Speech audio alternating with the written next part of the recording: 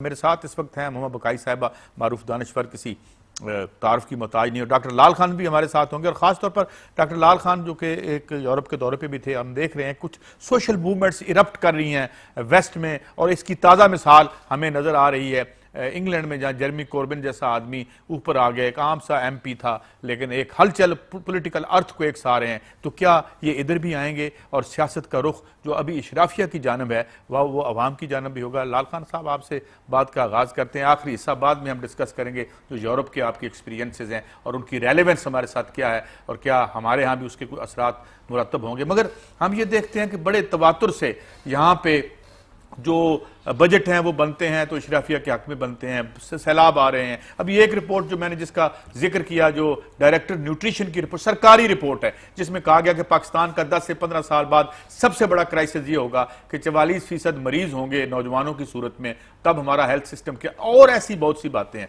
तो क्या कुछ सियासत का रुख और इसकी मैशत का रुख अवाम की तरफ होता नजर आता है, या हम यही बहस करते रहेंगे कि कौन बनेगा PM और कौन होगा D सीट और कौन नहीं होगा? डॉक्टर साहब। जी कायद साहब, मैं समझता हूँ कि पहले तो अमूमी तौर पे कहा जाता है कि किसी माशरे में अगर फ़कीरों की कमाई लुट जाए तो उसके हुक्मरानों की भूल होती है। मेरे ख्याल में मसला हुक्मरानों का नहीं रहा, फ़र्द शख्सियत का मसला नहीं है। मसला ये है कि एक सिस्टम है, एक निज़ाम में ज़र है जिस पर ये माशरा कायम है, चल रहा है, उसका एक ऐसा बहरान है जिसकी वजह से हम देखते हैं कि माशरे में एक जमूद है और उस हवाले से माशरा बीमार है, और वो माशी और इक़्तिसादी ज़िल्लतों से लेकर महरूमी और महकूमी की ज़िल्लत तक, और फिर कदरों, अखलाकियात, ज़र्फ़, रवैये, एहसास और यहाँ तक के सकाफ़ती मेयार जो हैं, उन सब की एक तनज़्ज़ुली हमें नज़र आ रही है, जिससे बिल्कुल वाज़ेह है कि हम इस माशरे में जिसमें रह रहे हैं ये एक बीमार माशरा है। और एक बीमार माशरे में वहाँ के इंसान, वहाँ की अक्सरियत कैसे सेहतमंद हो सकती है, ना जिस्मानी तौर पर, ना ज़हनी तौर पर, ना अखलाकी तौर पर, और ना माशी और इक़्तिसादी तौर पर। और उसको समझने के लिए कोई तैयार नहीं है। सतही सियासत है जिसमें तमाम सियासी पार्टियाँ एक बेसिक पार्टी है जो एक फ्रेमवर्क है इस सरमाए की पॉलिटिक्स का, और सब उसी का हिस्सा है, सब उसी पे यकीन रखते हैं, सब उसी तबके के लोग मुख्तलिफ पार्टियों पर हकमियत रखते हैं, चाहे वो तहरीक इंसाफ हो, चाहे वो मुख्तलिफ नून लीगें या मुस्लिम लीगें हो, या पीपल्स पार्टी हो, या MQM हो, या ANP हो, या मजहबी इस्लामी पार्टियाँ हो। तमाम मालदार लोग हैं, क्योंकि सियासत एक कारोबार है, और उस कारोबार में जब इंसान एक मालियाती सरमाए और ज़र की हवस में मुब्तला हो जाता है तो उसके अंदर से इंसानियत की एहसासात ख़त्म होना शुरू हो जाते हैं, और उनको नहीं परवाह होती कि आम इंसान कैसे रह रहे हैं, गरीब कैसे सिसक रहा है, मायूसी क्या है, भूख की तकलीफ़ क्या होती है, लाइलाजी की ज़िल्लत क्या होती है, तालीम से का फुकदान और नाख्वानदगी अंधा कैसे कर देती है उस पूरी नस्ल को जो स्कूल जाने की अहलियत नहीं रखती, जिसको माशरा स्कूल से बाहर कर देता है। तो ये वो ऐसे मसाइल हैं जिनसे हुक्मरान तबकात अब इस नहज पर आकर बिल्कुल बेबहर हो चुका है, बेमहर हो चुका है, और उनको गर्ज नहीं रही, क्योंकि उनके ख्याल में ये लोग बेबस हो चुके हैं कि मेहनत कश तबका जो है वो मर चुका है, ख़त्म हो चुका है, उसमें लड़ने की सलाहियत नहीं है, तहरीकें चलेंगी नहीं, और हम यूँ ही हुक्मरानी करते रहेंगे। लेकिन उसी की हमें मिसालें नज़र आती हैं कि एक तवील अरसे के बाद, दीवारें बर्लिन के गिरने के बाद, तबकाती कशमकश की एक नई लहर उभरी है, जिसका आगाज़ लैटिन अमेरिका और वेनेजुएला से हुआ था, और अब उसका जो मरकज़ और महवर है वो यूरोप है, ग्रीस है, इटली है, स्पेन है, और वो हर तरफ फैलेगी। मैं चाहता हूँ इसमें हम आखिरी हिस्से में आएंगे, मगर एक जो बात की है, मैं ये 2-3 सवाल डॉक्टर साहब उठाए हैं, एक मोहतरमा डॉक्टर साहबा ने, एक तो ये कि जमहूरियत बहरहाल उसका मुतबादिल कोई नहीं, और दूसरी अहम बात उन्होंने कही कि तहरीक चल रही है, और खास तौर पर यूरोप में तहरीक चल रही है, मगर उसका कोई न्यूक्लियस नहीं है, उसका कोई मुतबादिल अभी तक नहीं है, और शायद जरूरत है बैठने की। और फिर यह भी कहा आरिफ साहब ने कि जो 20वीं सदी के मुतबादिल थे अब वो शायद मुतबादिल नहीं रहे। इस पर आपका क्या टेक है? देखिए कायद साहब, पहले तो ये कि इंसानी तारीख में समाज का जो इर्तिका हुआ है उसमें हर वक्त तहरीकें नहीं चलती। रेवोल्यूशनरी पीरियड्स और हिस्टोरिकल एक्सेप्शंस, कभी कभी लोग बाहर निकलते हैं, लोगों के पास इतना वक्त नहीं होता, इतनी आसाइश नहीं होती, इतनी सहूलत नहीं होती कि वो रोज़ एक तहरीक में निकल सके या आगे बढ़ सके। लेकिन जब वो निकलते हैं तो फिर वो पहले से किसी मुतय्यन शुदा मुतबादिल की तलाश में नहीं निकलते, बल्कि मुख्तलिफ शक्लों में मुतबादिल अपने तजर्बात से बदलते रहते हैं, उन्हें तोड़ते रहते हैं, नए तराशते रहते हैं और हतमी तौर पर एक ऐसे नतीजे पर पहुंचते हैं जहां एक इनकलाबी, एक मार्क्सिस्ट मुतबादिल उनके साथ मुंसलिक होता है, उनको क़यादत मिलती है, एक पार्टी मिलती है जो रेवोल्यूशंस करती है। वो हर सदी में मुख्तलिफ अदवार में हुआ है और इस सदी में भी होगा। अब उस पहले प्रोसेस से मैं समझता हूँ कि दीवारें बर्लिन के गिरने के बाद पहली मरतबा दोबारा एक अहद में तब्दीली आ रही है। उस तब्दीली को समझने और परखने की ज़रूरत है।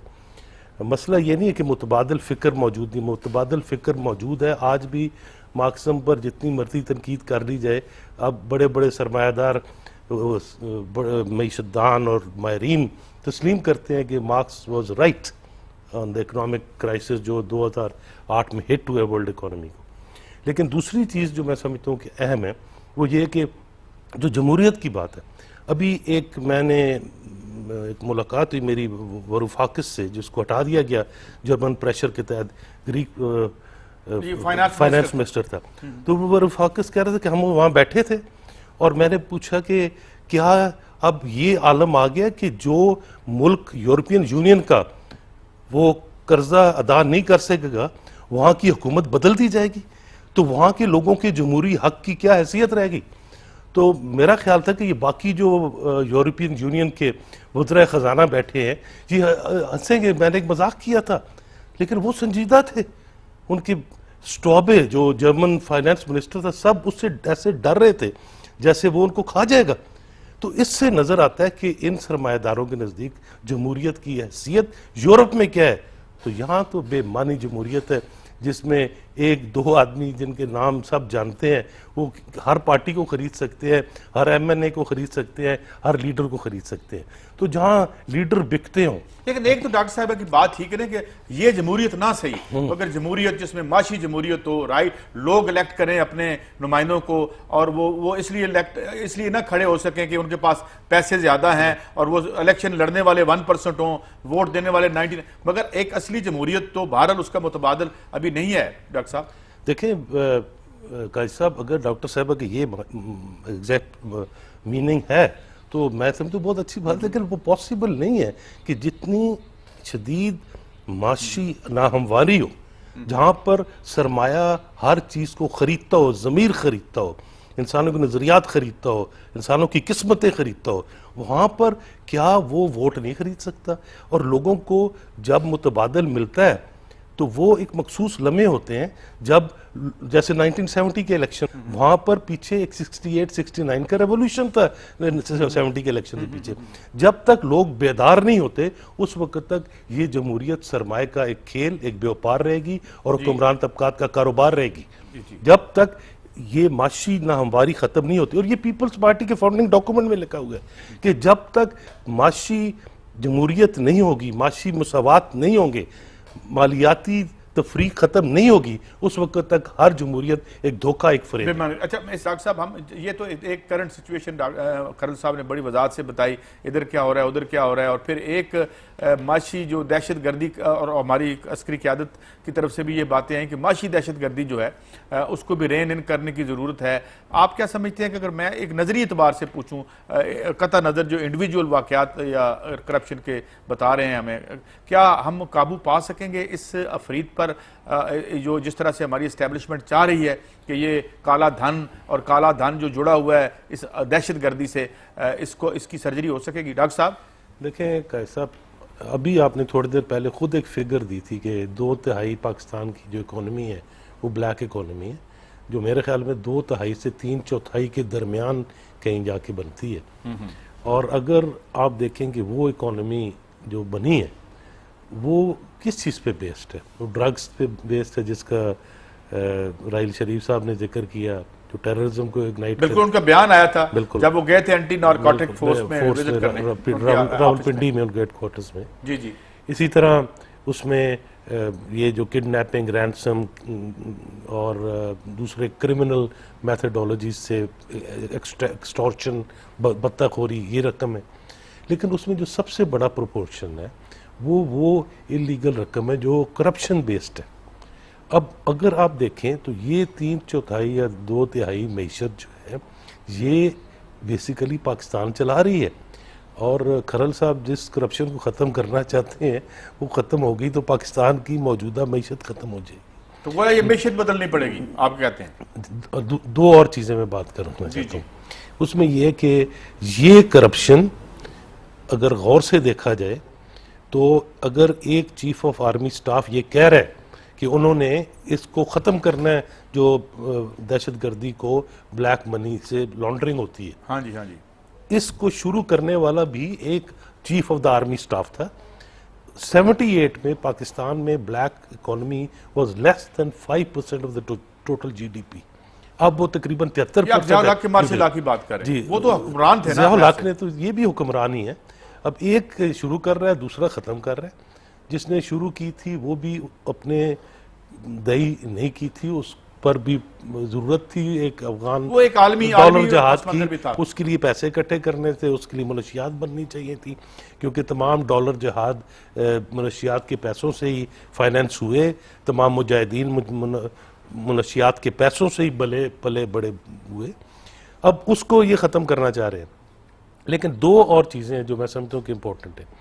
एक कि आर्मी का जो एग्जैचुरेटेड रोल है जिसकी तरफ से उमा बकई साहबा ने बात की है, वो क्यों है, उसको मैं सब्सटेंशिएट करना चाहता हूँ। वो इसलिए है कि पाकिस्तान का जो रूलिंग एलीट है, पाकिस्तान का हुक्मरान तबका जो है, वो जब उन्होंने मेहनत करके ये बंटवारा कराया और एक आज़ाद मंडी हासिल की, उनका ख्याल था कि वो इसको एक मॉडर्न एक नेशन स्टेट बनाएंगे, एक प्रोग्रेसिव स्टेट बनाएंगे, यहाँ पर एडवांस कैपिटलिज्म लेके आएंगे।